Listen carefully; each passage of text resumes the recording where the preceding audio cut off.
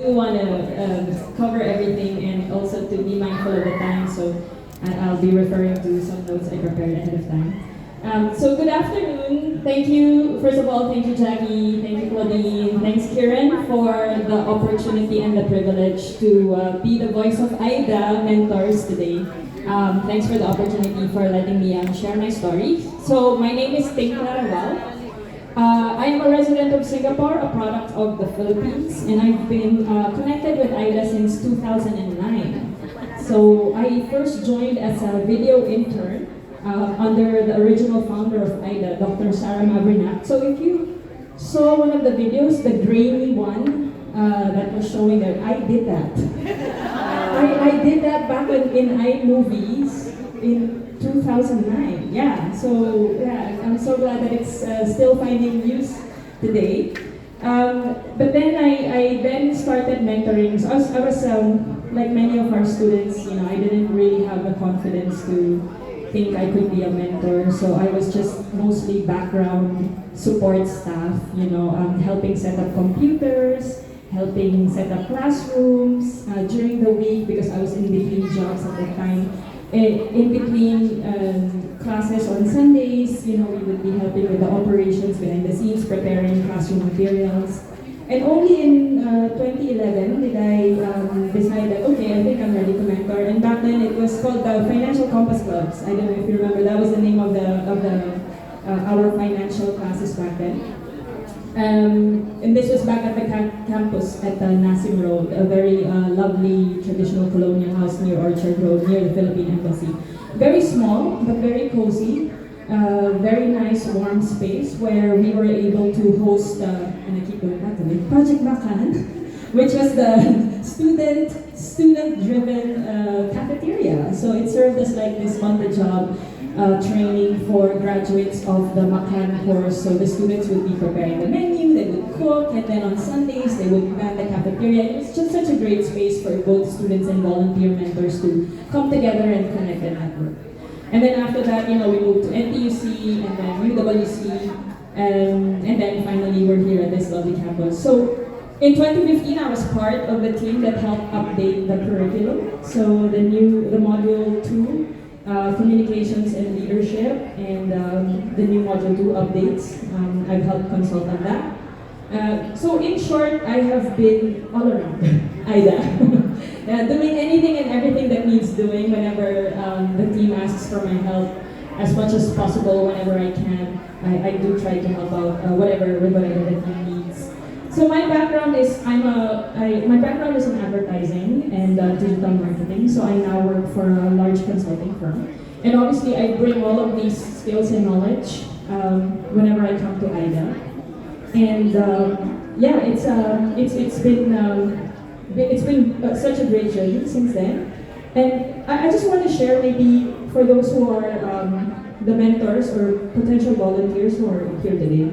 Here are some of the reasons why I keep coming back to aidha to volunteer. There's loads, but I've just taken maybe the top 3 or 4 reasons. So first is aidha obviously supports purposes that are close to my heart. You know, today is, as Jackie mentioned, celebration of International Women's Day. So anything around women's empowerment through education, you know, is something that I really, really love, and anything that has to do with, which is obviously what the program aims to do. It's you know, ending the burden of being under debt or not having savings or having to pass on that burden of sending the next family member to travel overseas. So this whole financial literacy and helping women gain financial independence through education is something that definitely resonates, and it's a cause I firmly believe in. Another reason is it's a great practice for any skills you might be thinking of developing in future. Most recently for me was Zoom facilitation. So I had just finished taking a course in technology-enabled learning. And this was like a few months before COVID. And then COVID happened, and then boom, there it was. You know, there were opportunities to help facilitate classes through Zoom, and that's where I, you know, really had a lot of practice with how to conduct classes online. And then the third reason is it's such a great and grounding and humbling element being part of the aidha community. encourage my friends, if they really want to, have a direct impact on others, to make a difference, or if they're simply feeling lost or low, I encourage them to come and be part of the aidha community, because the jolt of energy that they will receive from the students, from everybody, it really puts things in perspective. So, and then finally, obviously, are the friends I've made throughout the years. Some of them have left Singapore. I don't know if some of these things will resonate with you: Kate, Madonna, Alison, Marianne, Leslie, as well as those who are still here, like Ina, Sari Marsden, who's become a friend, obviously Jackie, as well as my podcast partner. So I recently started a podcast with a fellow aidha alumni volunteer, Catherine who was part of the aidha staff, I think from 2012, thereabouts that time. And then of course, my alumni friends like Hidden, Joy, Emma, Mildred, who aren't here. The ladies talk about the businesses that some of the alumni have started. I had the privilege of visiting some of these businesses. So Joy Romaldo, who now owns a resort in Zambales in the Philippines. I went to her resort. I actually stayed and visited her resort. And then another lady in Indonesia, in Jakarta, who started a cafe. I went there back then with Veronica Games and Leslie Swanson, and visited their businesses. And actually in Manila, my business partner is an alumni from aidha, Lynn Jimenez. So she helps manages some of the property investments that I've done. So I really have such a close connection and ties with the members of the aidha community until now, and as much as possible try to support them by way of encouraging their flourishing businesses. So for the ladies here, and especially those who are visiting for the first time and have not yet enrolled, here are the reasons to study at aidha. Access to professional mentors. aidha partners with companies like Google, like Facebook, the biggest banks in Singapore, MasterCard, Barclays. All of these institutions have been generous with their time, with their resources to help uplift your learning. And this is such a good opportunity. We have the alumni business plan, I forget what it's called, the business plan competition, where the winners have an opportunity to be mentored by somebody with deep business background. So imagine that, where else would you get free opportunity to access these kinds of experts and specialists?